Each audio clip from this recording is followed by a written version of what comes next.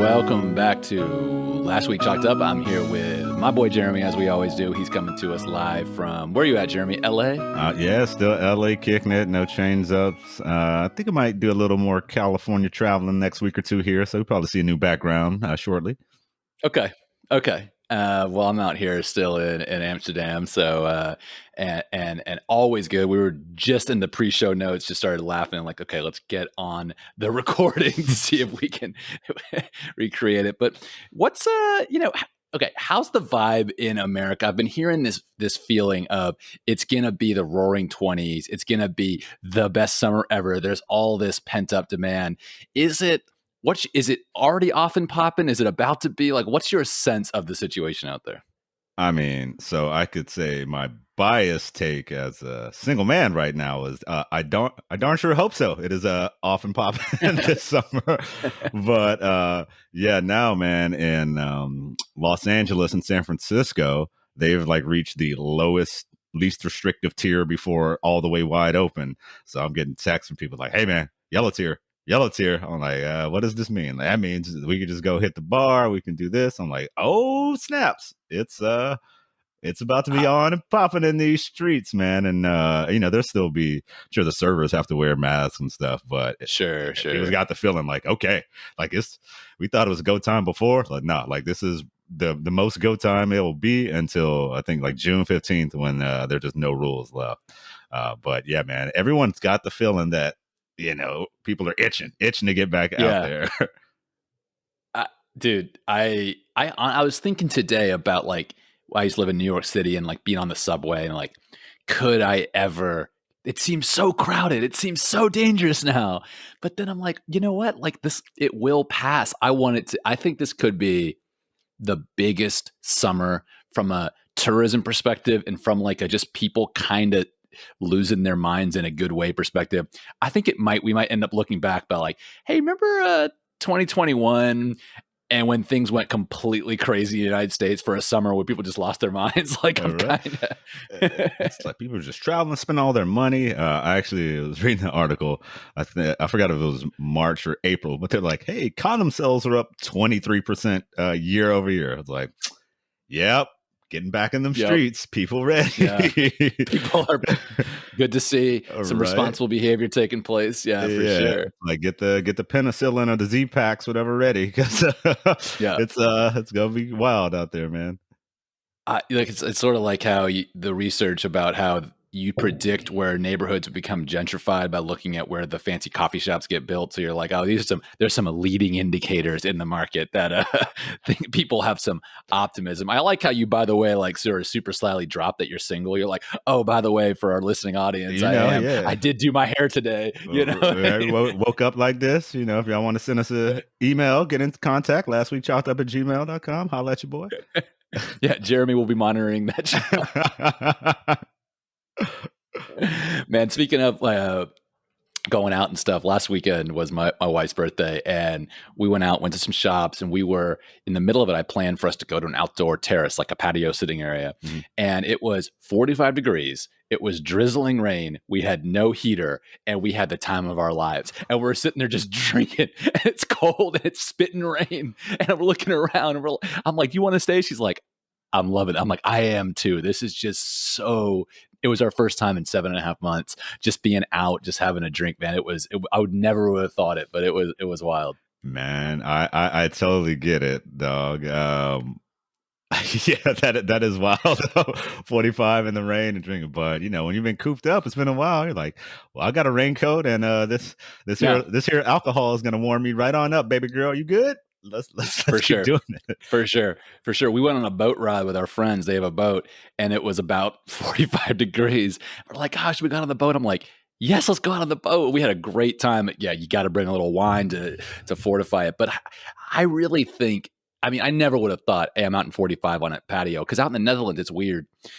The Dutch people will regularly sit on a patio at 45 degrees Fahrenheit, and it'll be spitting rain, and that's just their jam. We moved out here, we're like, these people are crazy. Like, you walk up to a restaurant, it's 45 degrees up, like inside or out. It's like, what do you think? I'm not trying to sit outside in 45 degrees. But now we're like, okay, F it. Right. So Yeah, you adapt quick, man. I remember I was in Philly like November last year. I was like, okay, first time in Philly, going out to eat, and I was like, okay, I'm down to eat outside as much as possible. I'm like, but y'all gotta have a heater though. It's too cold no, out here. no, So no. yeah, good on you for powering through the cold outdoor activities, man. Oh man, there were two heaters at the place and there was like 10 tables and you could see everybody eyeballing the heaters like when they get up, I'm going to get that heater. And I was just thinking to myself, I always get kind of nervous those I'm like, I hope they don't get up because I don't want to be in a heater fight out here with these random people, but they didn't. But I was like, but yeah, no, like you said, you got to adapt and it is we'll go out next weekend. I don't care. At this Right. point it's like I want that little slice of normalcy. I do think it's going to be a really interesting summer in the Northern Hemisphere. I don't know. I have my hopes are now up. Officially, they are up. It took one trip out, and now you're just rejuvenated. All that Corona fatigue is gone away. Well, it honestly about 80% of it is because it's all about the trend line, right? It's like in business, like things are going up and things are improving. It's like I can deal with the low level if we're going the right direction. It's when it's just that flat line. You're like, so what's next week? It's like more of this. We've eaten every restaurant in the neighborhood. We cooking so much food, cooking lunch every day, and like all this stuff. And of course, like people have it worse. Don't get me wrong, by a long margin, but it can psychologically wear on you to the point that I just think most people I talk to every day, I looking at myself in the mirror, I'm like, we're all pretty close to just like this coming into a huge argument right now because we're all like this much. You ever get in that work meeting of like, yeah, we're all kind of tripping right now. Yeah, so totally on that. First, I know the feeling when you said before, made me think just having a pinky in the brain days over and over. It's like, what are we doing today, brain? It's like, Yeah. same thing we do every day, pinky. Like Yeah, exactly. having the same day over and over. Yeah. But yeah, back to the work thing, man, you could just tell sometimes you come in and people just grumpy. It's like, I don't, Oh yeah. like I'm Oh, ready. yeah. Say something. Say anything right now. It's just Come at like, me. Come at me. hey, how was your weekend? How dare you ask about my weekend? I know. I was inside. Yeah. But yeah, man, we had that. And we actually started kind of making a rule of just, hey, we're all going through it, and we're having worse days than the others. So like if you're having one of them down days, literally when you log in to the meeting, just be like, have one of those days. So just let you know, it's not personal if I'm grumpy or something, No. You have them too. But so that helped out some, just the immediate acknowledgement, like I'm having a day. Yeah. So you don't have to feel a type of way if I'm being short with you, being short with everyone. I'm being short with myself. I'm having a day. Yeah. Yeah. I'm with you. I think that communication is one of those things I feel like, as boys, we grew up in the 80s, 90s. We were taught not to communicate on our emotions. It's like, hey, it's okay. Wake up. Be like, you know what? I have low emotional reserves. I'm a bit of a jerk anyway at work. like I'm my baseline, not a jerk, but I'm a sharp character. Yeah. And it's like, hey, I'm low on reserves. I'm going to try my best, but I know myself and it's not going to be as smooth as I'd like it. But yeah, you just got to say it out loud. And when people say it to me, it's like, hey, someone popped off on me and like it came out the next day. Hey, I was tripping. My bad. And can we be cool? I'm like, yeah, we're cool. That's completely fine. Like, yeah, no problem. Like it's cool. You had a bad day. You took it out on me. It's gonna be fine as long as you're willing to admit it. We're gonna be good. But it's tough. It's tough out there. And then when it's a little tougher, and some people you have to encourage more than others. Just like, hey, you have this Friday off, or you have this Monday off, like 3-day weekend. Just stop thinking about work. Wow, because that's another thing. When at least when we're at home, like people wouldn't take a day off. They're like, what am I going to do? It's like, you just need a day or a few days to not think about work every minute. So do nothing. Watch Netflix. Don't care. Just let your mind go for a day, I read this interesting New York Times article about the concept of flow. And the concept is that happiness is often a result of being in that moment. Like if you're playing a game of basketball, I know we're going to talk about basketball in a bit. If whatever you're doing, I used to play golf a lot. Sometimes I'm out there. It's like, I'm out there playing golf. Like someone asked me, what do you think about when you're playing golf? There's so much downtime. It's like, I'm thinking about playing golf. Like when I'm out there, everything is about, I'm thinking about the next shot. I'm thinking about my 7-iron. I'm thinking about my stance and that flow. And they were saying, hey, don't be ashamed of watching 7 episodes of Bones in a row and binging it because you might be in that Bones universe and in that flow. And that's honestly, that can make you happy. And like you said, sometimes you might can't do much else. Like, go get in that flow, go get deep into some stuff Mhm. and lose yourself in it. And it's okay. It doesn't mean you're lazy. It just means you're in that flow. And yeah, you have to. I don't know where have you been in the flow lately, Jeremy? What's been your flow go to? Oh man, that's not prepared for that. Heck, trying to get some podcast flow, trying to zone out on that. For sure, for sure. See here. Besides that, me and my buddy. Now, have you ever seen Dave on Hulu with Lil Dicky? Have you heard of that guy? Rapper? I know Little Dicky. Yeah, I know Yes. the comedy rapper. Yeah. So okay, that actually comes up in the show. So it's a show called Dave because real life his name's Dave Bird. Long story short, Okay. it's 10. It's like 10 episodes. Came on FX. I think it is actually the biggest show FX or FX Really? or the comedy version of it has ever released. Yeah. Thought it would be crappy, whatever. Long story short, great show. Check it out. But yeah, we ripped just the whole 10. We're like, Take it down. We're like, Just hey, take it down. let's put on. And I don't know what to watch. Put on the first episode of Dave. And it's like, well, we just watched all of those. Okay, that feels good. That feels great. Yeah. So yeah, I guess to probably TV the most right now. But also, I won't exactly say flow, but sometimes just going like hour and a half walk, and it just like I'm out in the zone. I'm just. All right, cool. We just maybe throw in a little pod and just out here getting it. And like, that's kind of my sort of escape, get away, go walk, put on your pod, and I'm in another world, Yeah. No, I like that, and I like that feeling of just like, yeah, you just in another world, just kind of get it. And you have to, it's taught us a little bit, like you have to have that skill to get through something like this, but you have to be unabashed about it. Like whatever it is that makes you flow, as long as you ain't hurting nobody else, like flow down. You know what I mean? Like I used to be like judgy on stuff. Like, oh, I can't believe you watched 10 hours of that show. Like I'd be all haughty and judgy. Now I'm like, if you like it, get down. You know what I'm saying? If you like it and you enjoy it, get down, because I have nothing but love for you as long as you get some, Yeah, I feel like judgment or judging folks on things like, oh, I've lost all of that. I have no judgment. Go for it. No. Makes you happy? Do it, dog. Do it. Do it. I'm like, do it. You need to find any bit of happiness you can these days. No, I'm 100%. I'm gonna try to take some of those lessons as we exit COVID eventually. But one of my favorite things about doing this show, Jeremy, is reading the show notes you prepare. And this one, I got to introduce our next segment. Jeremy writes, "I played 2-on-2 basketball on an outdoor court. Body was hurting and did not make it out for the night."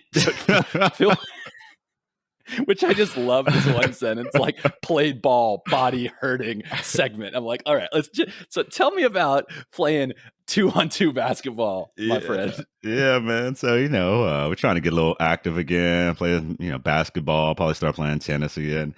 But yeah, my buddy hits me up. Hey man, you want to play basketball like 12:30 today? Yeah, cool.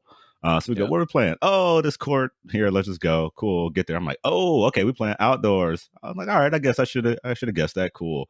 It is definitely like an old school outdoor court, probably like what we played on when we were 10 or 12.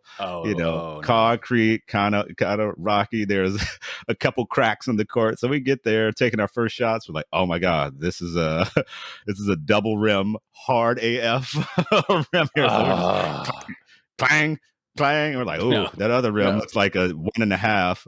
Let's maybe play there. So we're waiting. I swear to you, for like a group of 8 to 12-year-olds to finish their game off, so we could get on the court.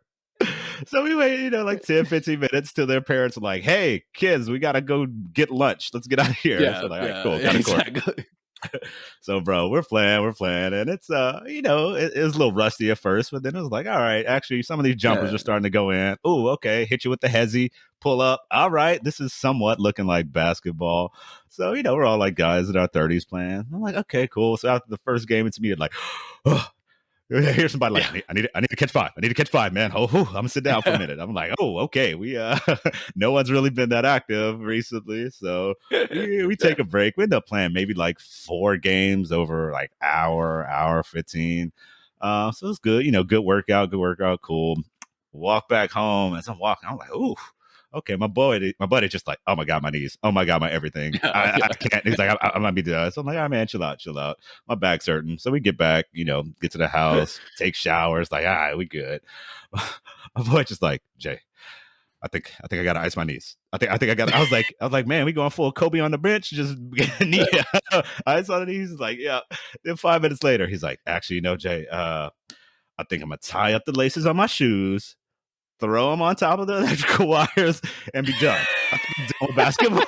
I'm like, bro, this is quite the acceleration from my, like, I'm not feeling great. My knees hurt. To like get these, just retire these shoes. I'm out of basketball. So yeah, my man accelerated his response real quick. Where for me, it was just like my back's hurting, my back.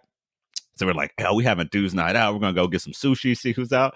Man, about 6:37 hit. We're looking at each other like, I don't think I got that going on energy, but I think this basketball has literally sucked all of it out. And he's looking at me, he's like, God, I'm thinking the same thing. I'm like, okay, cool. Well, I guess we have a Netflix night, best laid plans and whatnot. So that was basketball, but man, and then my back was hurting for like 3 or 4 more days. I'm like, okay, I guess I got to ease into this whole getting active again thing because my body is not ready. Bro, basketball, I mean, it depends how you play it, but it sounds like the way you were playing it, that is not one. It's a hard sport to play easy. I think also as an American, because you get out there and you're like, I used to know how to do this, and I don't want to just chump it in. So you start pushing yourself, and all of a sudden you realize that it's a very high contact, very physical sport. Yeah, it's hard to get off the couch and go play. How much arm was in my back, or how my boys post me up. I'm like, oh wait, I gotta make you okay. I gotta make you ride this leg again. Like, oh, you ain't just gonna hit me with the elbow. So you gotta hit your boy in the ribs. Once or twice just to let them know you're there. Like that's the game, man. But it was fun. So we'll probably take a couple weeks off, let everyone fully recuperate before we get out there again. Dude, one of my favorite things about playing basketball, is you really don't know if someone's crazy or not until you play basketball with them, because you could be, you know what I mean? Like, you could have the most sane friend of like, that's the coolest, most chillest dude. And then you go out and play basketball, or soccer too, but basketball, because we're Americans, use that one. Like, you go out there and play. It's like, hey man, did you hip check me 3 times? Like, are you coming over the back every single time? Like, are you really hand checking me every play? Like, you're like, you're like, we had this basketball team at Microsoft, this intramural team. Dude, we were in like the middle division at a software company, and we're in the championship game. And my boy, Matt, who I think he's at halftime, it's tied. And he's like, guys, this is the biggest 30 minutes of your life. And I'm like, no, it's not. Like, live. I'm like, no, like live commentary. I'm like, because I was like their manager kind of. So I was like, no, it's not. We're going to calm down. He's like, we're tied. We're going to go out there and crush skulls, win this game, blah, blah. We go out there 2 minutes in, a fight nearly breaks out on Microsoft campus from a charging call, which they shouldn't have called. But he's like, I can't believe they charge called. Let's go wreck him. I'm like, Matt, you gotta feel me here. This doesn't matter at all. And I'm like, okay, this man is someone, if I took him to a certain situation, I would know has a craziness in him, because you know what I'm talking about when you play ball with someone. The listeners know, when you see, it's like, oh, okay, you put a little stakes out there, and all of a sudden it's like, it's the biggest guy. You know anyone like that turns into a complete crazy person in athletic pursuit? Yeah, so one of my buddy Matt, he's got a good friend Shane, and Shane's he's the one. It's like if it starts to go down, get a little wild, you're like Shane, you want to come through and handle this, dog? It's starting to get a little wild over here, because that's the guys when if you're like out the bar or something, someone starts popping off, you're like, Shane, can you deal with this? Because I know you can flip to this crazy real quick. And exactly. So, exactly. Man, that is well. It's funny. I actually had a similar story, intramural basketball at work, and it was we're playing, and oh man, they had me guarding this like 6'5" guy playing college. I'm like, oh man, he's beating me up. So we finally run some pick. I'm like, oh, throw the alley, and guy throws it. I'm like, okay, cool. I'm just gonna lay it up, and I get kind of undercut. And this one like, what? I'll come down like, what are you doing? What do you mean? What the are you doing? And then he pushed up my face. I'm like, it will go down in this gym at our office right now. Undercutting is the one thing. Like, you can forgive someone not knowing. I'm like, you know how to play basketball. Yeah. That is not all right. Like, this is some pop off situation. So it was one. Someone else had to be like, okay, guys, we're at work. calm down. We're at work. We're at work. Oh, I'm I like, know. I know. I need a minute. Because when you're in it, you're like, I don't care where I work. We're having an athletic pursuit here, and when Yeah. I'm playing, I'm playing. But you got to know the crazies, like you're saying about your boy, because then you got to manage the crazy a little bit, especially in those environments. Because you're like, okay, it's cool, you crazy and all. And yes, at the bar when someone's tripping, we're going to use that to our advantage. But in this situation, I'm going to remind you, we are not big dogging like crazy on these people over here. And we're not talking about how we're going to bully them. And like, we're just going to go ahead and play some basketball. But it's funny too, because it's often not like, to me, it's like uncorrelated with how crazy you are personality wise. Like, it's not like the wildest, like to me, like, you have the calmest dudes and they get out there and it's like, you actually the crazy one, to me. I'm like, you really can't spot it. It's like, right. Yeah. That's the whole book cover situation. No, right. That's how it is. So it's one of those things. It is definitely like I say, hey, you don't know until, because it's the same thing. Like, what if you're out there in some like you said, in a bar or something, who responds crazy, who responds normal, who like flight, all these things. And you're like, there are certain small segment of the population that got that crazy gene. And you're like, oh, okay. Like, it's something. Well, I will say for the record, in the case Matt ever listens, we won that game on a last second 3-pointer. And it was like, it was stoked, man. It was like, I remember he's like, yeah, I'm like, I was like, look, I'm glad the season's over. You know what I mean? This is stressful for me. Right. It's like, can we get to having the after game beers? Like, y'all taking this too serious? No, I know. And he's all like, like, hey, Justin, don't shoot more 15-foot jumpers or longer. I was like, yeah, no, I'm going to shoot the ball. Like, if I'm out here playing intramural basketball, I will shoot the ball every now and then. Like, I don't care what my percentage is. The ball's going up. You know what I mean? Like, this ain't money ball situation. Yeah, I'm not just going to be a totem in the corner over here, Playboy.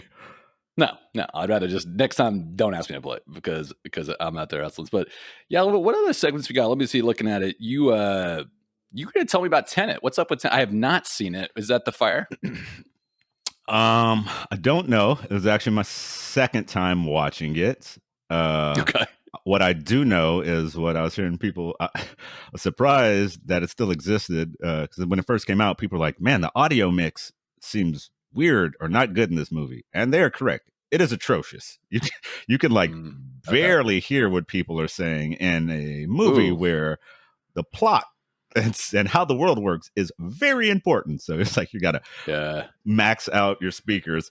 It's it's a great, wonderful cinematography, some interesting shots. I think I kind of understand what happens. It is definitely when you're watching it, you cannot be up in your phone, cannot be messing around, because they're talking about some new take on time travel that can make things real weird.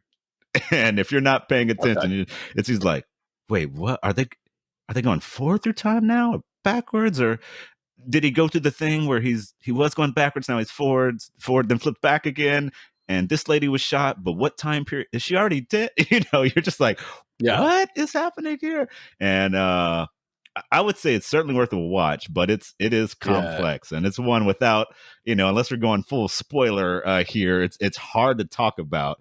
But it's also one, if you've seen it, it still might be hard to talk about, because you might be like, so what happened in that movie exactly?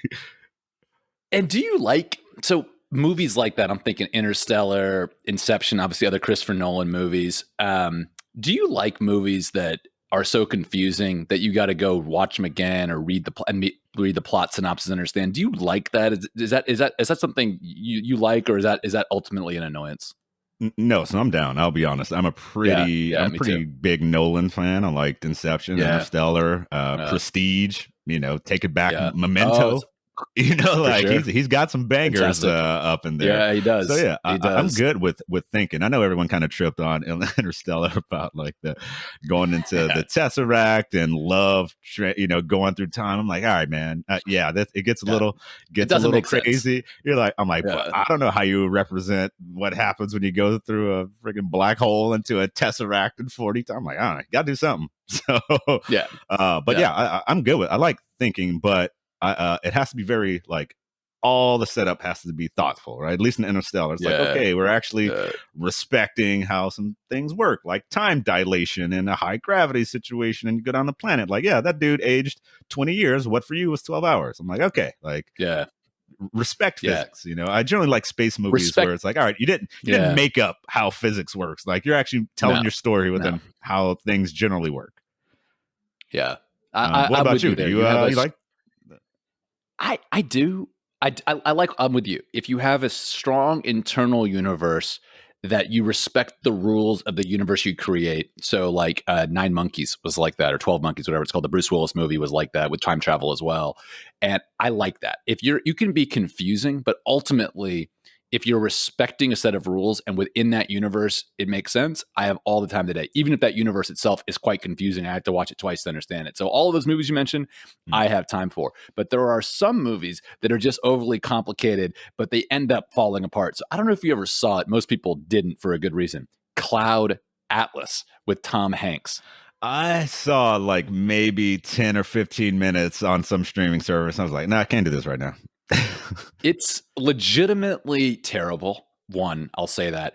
And why is because it has this feeling like a Christopher Nolan movie, like it's multiple plot lines, it's super high budget, and you're like, it's confusing. I'm like halfway through, you're like, is this deep or just ridiculous? And then when you see like actors in like the racial stuff is ridiculous how they did this movie. Like they had people representing different races and stuff. Like it jumped the shark. But you start questioning it a little bit like, that's an odd choice to have this one actor cross races multiple times and stuff like that. That seems like the wrong choice in 2012. But ultimately the movie made no damn sense. Like if you actually look at it, you read the whole thing, you go do the research. So those I feel ultimately, if you do that to me, you're dead to me. If you make a 3-hour movie that's confusing as hell, that doesn't deliver, and I go spend 3 hours learning what happened, as a director, you're dead for me. But Christopher Nolan, I'll always have time for. So I'd watch Tenet like 3 times before writing it off, just because I got so much time for the guy. Yeah, like to me, if they just redid the audio mix, it's like I could get over a lot of the confusion of what's going on. Like, but if I could just hear people, that'd be great, Chris. Yeah, because it's funny because people have mentioned it to him before, and he's like, "Nope, audio mix is great, not changing it." And you're like, "Bro, there has been an auteur, and then there's I can't hear the words coming out of people's mouth. What are we doing here?" No, I know.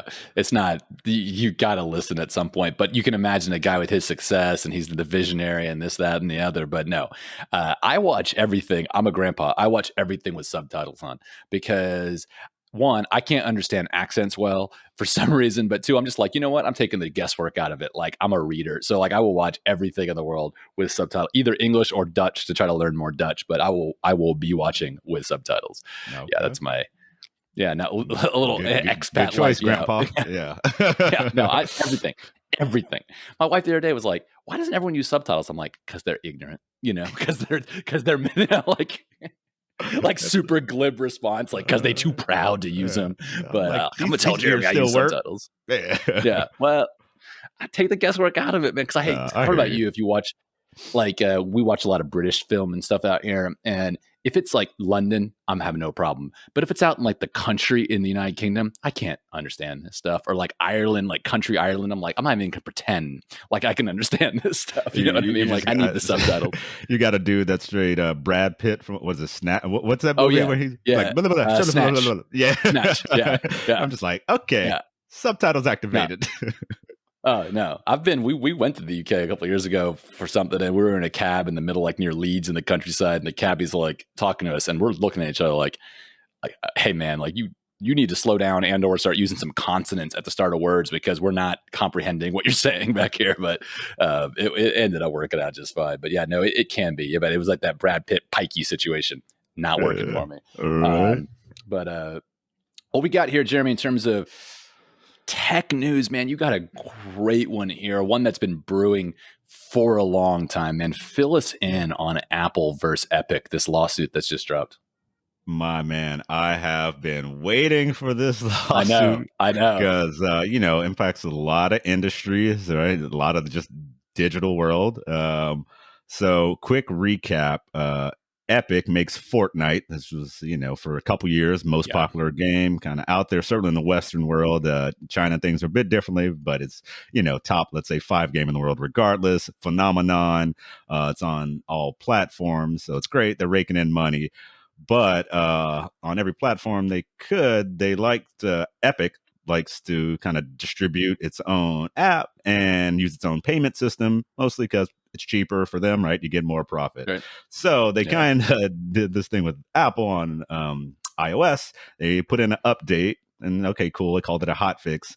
What was really in it was the ability to directly pay Epic for V-Bucks, which is their virtual currency, alongside using Apple's in-app payment system. So that is prohibited for any app on iOS to use anything for in-app payments in the app itself. Like, you can still have people purchase through your website, but you can't even inform people that they have the ability to get things for cheaper. So they put that in. Apple immediately takes them down from the App Store, revokes their developer license. So Epic then sues. They do the same thing in Google. So pretty much, it's a multi-month plan. We're going to put this up. We want to be able to distribute our own apps within the iOS store and use our own payment charging. So yeah, great fight. A lot of impact, like I said, games, techs in general. Now that the case is going on the first day, it's discovery, data dump, very public trial. A lot of documents apparently got uploaded that should have been redacted that were not. So you can see a lot of things like Epic's financials from 2017 through 2020. You can see it. Revenue by game. They make an engine, they do other things. So you see by platform, by game, by engine. Here's your rev every time, by month. We're like, okay, that is your complete P&L. Cool, you're a private company. Bet you didn't want that to come out. And then, like, you get to see Fortnite KPIs for 2019 is when some of it cuts off. Or you get to see their MAUs for by platform. So for me, kind of in the industry, is like, holy crap, these are numbers from one of the biggest games in the world. But then you start to see some third party stuff of Sony. A big thing now in gaming is crossplay. So that means, hey, whether you're on a PlayStation or Xbox, PC, whatever, you can all play together. It used to have to be self-contained. So Sony, being the largest platform, they talk to Apple, say, if you want, or not Apple, but Epic, say, hey, if you want us to allow this, we need to have a guaranteed cut. If our ratio of gameplay time versus total revenue dips below like 85%, like you need to kick us back like 15% of the delta, right? So essentially saying, if we get less total revenue than our playtime times 85%, you actually need to pay us for people, let's say, paying on iOS instead of paying on Sony. So Sony's the only platform that answered that, right? People are like, that is a crazy look that they are literally charging Epic to allow the game to be played everywhere. So that's been great. But it just roped in all kinds of other people. Microsoft's pulled into this. They have this thing called xCloud that allows you to stream games through a browser. They wanted to do it through an app. So the Epic lawyers asking like, hey, so why didn't you do this through a native app? It's like, Apple wouldn't allow it. And then the judge is kind of like, wait. So isn't this just like Netflix? Like, Netflix allows you to have a subscription and watch any TV show or movie, and Apple doesn't have to approve every one of those, but Apple has to approve every game? And you're like, yes, Your Honor. The judge is like, wait, did you not want to use a subscription model? And the Microsoft person's like, no, we want to do exactly what Netflix did. Apple will not allow us to do. So it's highlighting a lot of the nitty gritty. And why can't they use the subscription model where you buy it on the website and then you log in on the app?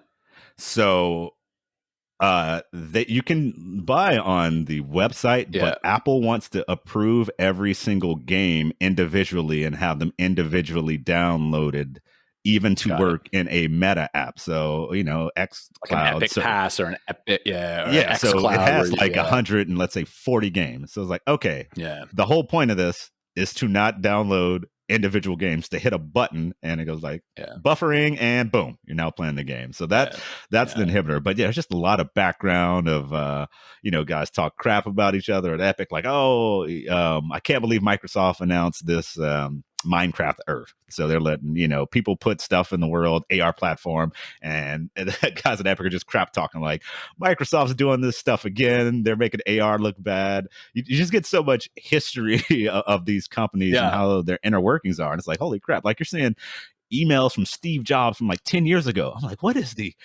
email retention policy at Apple? My goodness. Yeah, go for it. Those emails. I've seen one in one of the Google cases from like 2007, 2006 about how they're going to put the Google buy box, that sort of product experience. They're like, what we'll do is put this on every vertical and slowly take over every vertical. And it's an email from the head of search to the head of the company. It's in the public domain. It's out there. And it's like, okay, well, that's real clear on what your intentions are. And how did this get saved? But it's these cases discovery. When you work at a company, you think to yourself, at what point will some email I wrote go into discovery? And when it happens, it is universally both shocking, hilarious, and very instructive as to what the strategies really are. All those things at once. You know what I mean? All right, yeah, because you see there's some old Apple emails, of some people asking like, hey, should we reduce the store to 20%? Like this wasn't, because initially they weren't thinking it was going to be a profit generator. And then, over time it's like, no, we're making too much money on this. Yeah. So how about we not change anything? So long story short, the case comes down to two parts. One, Epic's kind of suing on the right to distribute. So that's kind of number one. Said, hey, you're the only app distributor on the platform. Like you are monopolistic in your ability to distribute apps. Yeah. I ultimately think that argument is going to fail. Like they made the platform, they can distribute the apps. Like it's hard to define a monopoly on a thing you created of like, hey, you're the only one who can distribute on it. It's like, yeah, it wasn't a market. I made the market. So I'm going to continue to be a monopoly. What I do think could be interesting though, is the second part on payment processing and saying, hey, this 30% payment is just for payment processing, and that's something like 5 to 10x if I used Stripe or PayPal or some alternative. And I think that could have heat. And why I think that is, I think a very simple argument. If you're a developer, you pay Apple your $100 developer head, you submit your app. It could be, let's say, free or ad supported. And if you do that, that's kind of it. You don't owe Apple any more money. You pay them $100. They give you all the same services. You can access all the same APIs. Obviously, except for the in-app purchase APIs because you're not using them. Now, if you take that same app and say, I will allow you to make a purchase to remove ads, that costs 30% of the transaction. And that is what I would hammer on as Epic, being like, wait. So I can make literally the same app and give you $100 and never give you $1 again. Like, yes. Yeah. But if I put a purchase in, you take 30% of that? And Apple's like, yes. Tell me why that's not 30% for just processing a payment. Because you're saying I can do everything else for $100, but if I take this, and that's where I think it gets interesting. I'm like, what? I'm not a lawyer, but I'm like, all right, Apple, that argument's coming. I don't know a great way to rebut that. Either way, deep down my tech hole, loving all the documents leaking out. I think the case will go on for about 3 weeks. And obviously, whatever the judgment is, will go to appeals court for years to come. Yeah. I'm eating it up. Yeah, but whatever the judgment initially is, a lot of companies will follow suit. And we saw that in there was a period of time when for search advertising, if you search a trademark term, a group of companies came and said, hey, there shouldn't be advertising on my trademark term. So if you search, making something up, Nike, Adidas should not be able to advertise on that term. And there were lawsuits filed by certain brands. And at the time, Google kept on showing ads on trademark terms of competitors, and Yahoo stopped and Microsoft stopped. When Google prevailed in their case that they could show other competitor ads as long as it was adjusted for user experience, immediately Microsoft and Yahoo started doing so as well, figuring if it falls in appeal, at least they have already the case law on their side that they wouldn't have to pay damages or anything like that. So it will precipitate quite strongly. Now, I do have some background in antitrust law. I will say I agree with you. I think that first argument over distribution is one that ultimately runs up against the idea of consumer choice. The consumer can switch to Android. The consumer does have choice. It is Apple's ecosystem, and they can point to consumer benefit of centralized distribution around security and safety. But they can't point to any consumer benefit for a single payment processor.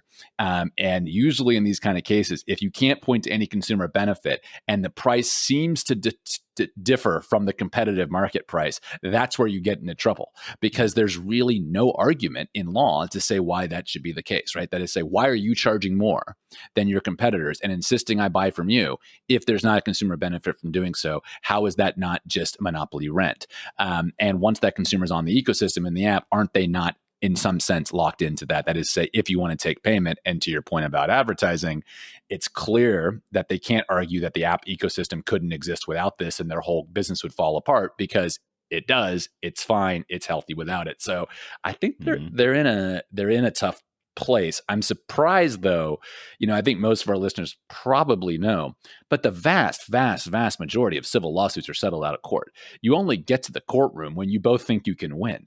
What's interesting here to me, for the very reason you're showing, all this stuff goes into discovery. There's testimony. There's a lot of lose-lose things going on here right now for both companies, and so it's always interesting to me. It's like, you're that dug in on your position. You clearly think both sides have a winner. I'll be interested. I'll eat my words if Apple prevails entirely here.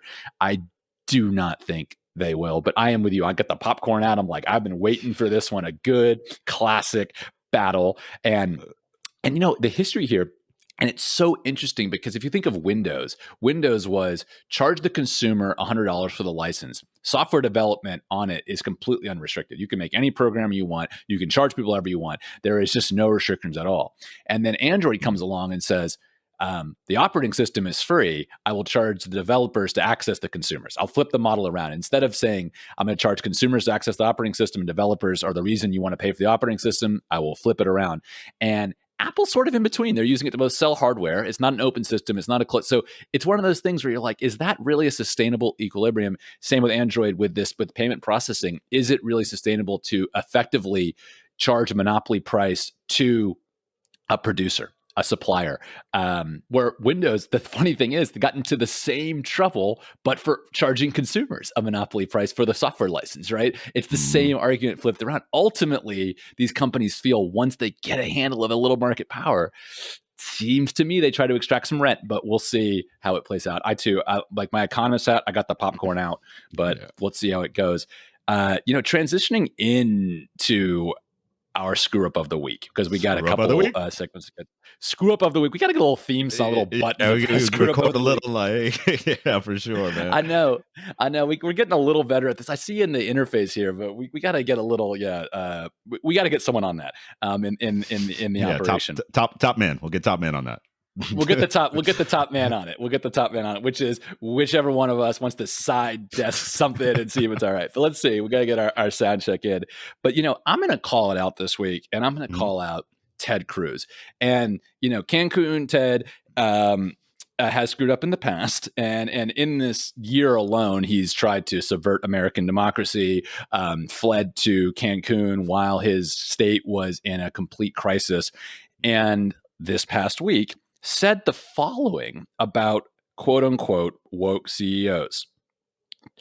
To America's watch me woke it up CEOs, I say this: when the time comes when you need help with a tax break or regulatory change, I hope the Democrats take your calls, because we may not. Starting now, we won't take your money either.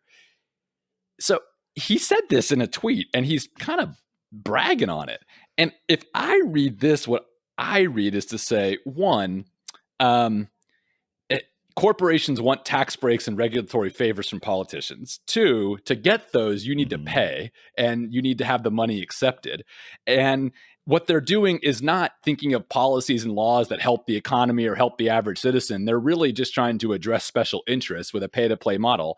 And the threat point is that I won't let you pay to play with me anymore. Like, it's the weirdest brag. Like, hey, starting now, you can no longer pay me off. Like, am I missing something here? Or is this just a ridiculously corrupt statement?